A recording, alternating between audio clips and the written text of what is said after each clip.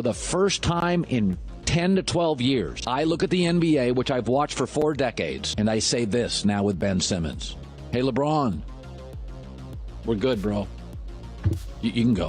You don't have to. You can hang around. Still great, but you can go. We're all good here. What if one of the most hyped players of the last decade just walked away from basketball at 29 years old?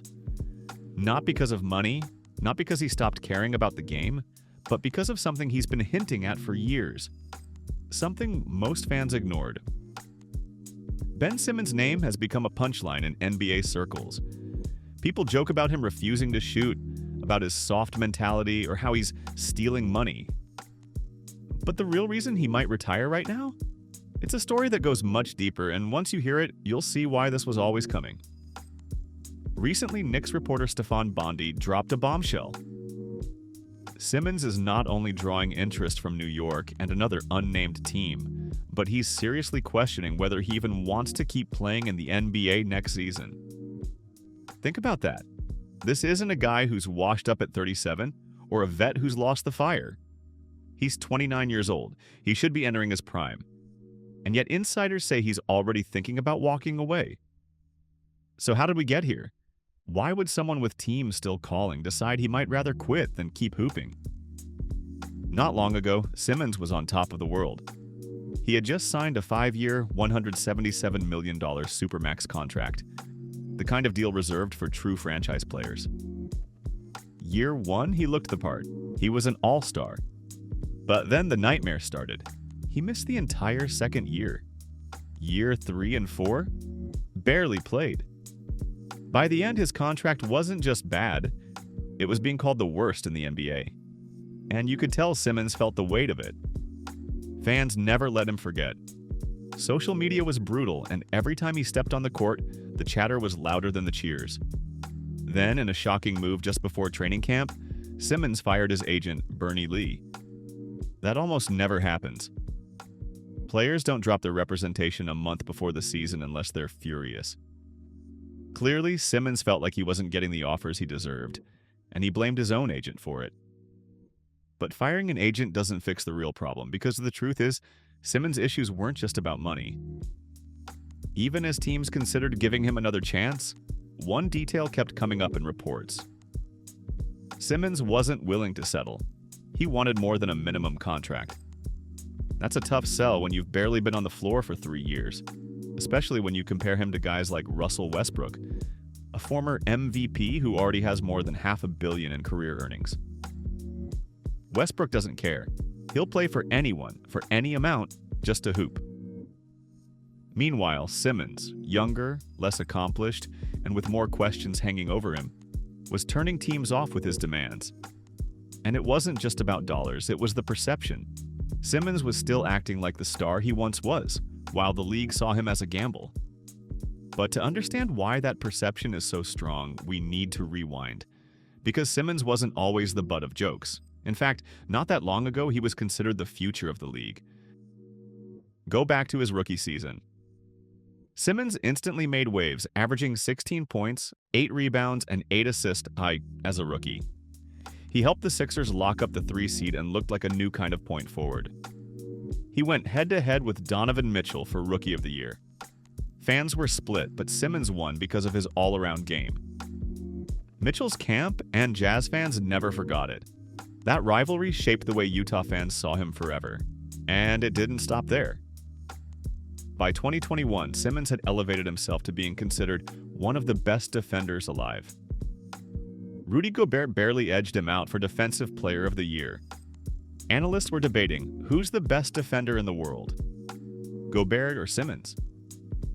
The hype went even further. Some media voices were bold enough to say, LeBron, you can retire. The NBA is safe in Ben Simmons' hands. That's how high the expectations were, and then one play destroyed it all. Game 7, 2021 playoffs. Crunch time. Simmons has an open dunk. Instead of slamming it, he passes the ball. That moment became the symbol of everything critics hated about him. Passive, afraid, not built for the big stage. Joel Embiid and Doc Rivers didn't help. They threw him under the bus in post-game interviews. The fans turned on him overnight. The Sixers community that once embraced him now mocked him. And from that moment, Simmons never wore a Sixers jersey again. He held out, demanded a trade, and was eventually swapped for James Harden. But here's the thing. As big as that play was, it wasn't the real reason Simmons' career collapsed. It was just the scapegoat. Behind the scenes, Simmons' body was breaking down. He revealed that he herniated a disc in his back during workouts. At one point, he said he literally collapsed trying to run up the stairs, unable to move. This wasn't some fake excuse. He needed surgery in 2022. Then came nerve impingements, more missed time, more rehab. When he did play in Brooklyn, you could see it. He moved stiff, he couldn't explode. He went from being an all-star defender to barely contributing. His stat line turned into what fans called a walking triple single. But instead of sympathy, people mocked him. Why? Because of how he carried himself. While sitting out, Simmons was often spotted in flashy outfits, wearing sunglasses indoors, posting like he didn't have a care in the world. Fans didn't buy the injury narrative. To them, it was just another excuse. And this is where the story gets complicated. Simmons' physical issues are very real, but his reputation was already shaky long before his back gave out. Tracy McGrady once told a story. Game 6 of the NBA Finals in Cleveland, with legends like Bill Russell and Vince Carter in the room. A young Simmons walked in and acted like he was the legend. Didn't acknowledge anyone, just carried himself like he was above it all. Even before the draft, former execs questioned his mentality. One said, "There's just something about how Simmons handles himself that makes me wonder if he's ready for the NBA on a personal level." At the time, people brushed it off. He was young, immature, he'd grow, but he never really did. The too cool attitude stuck with him, so when the back injury hit, the narrative was already set. Simmons doesn't love the game. Simmons is soft, Simmons is entitled. No one cared that he could barely move. Now, here we are. Ben Simmons is 29 years old. He's made over $200 million. His body is failing. His reputation is in shambles.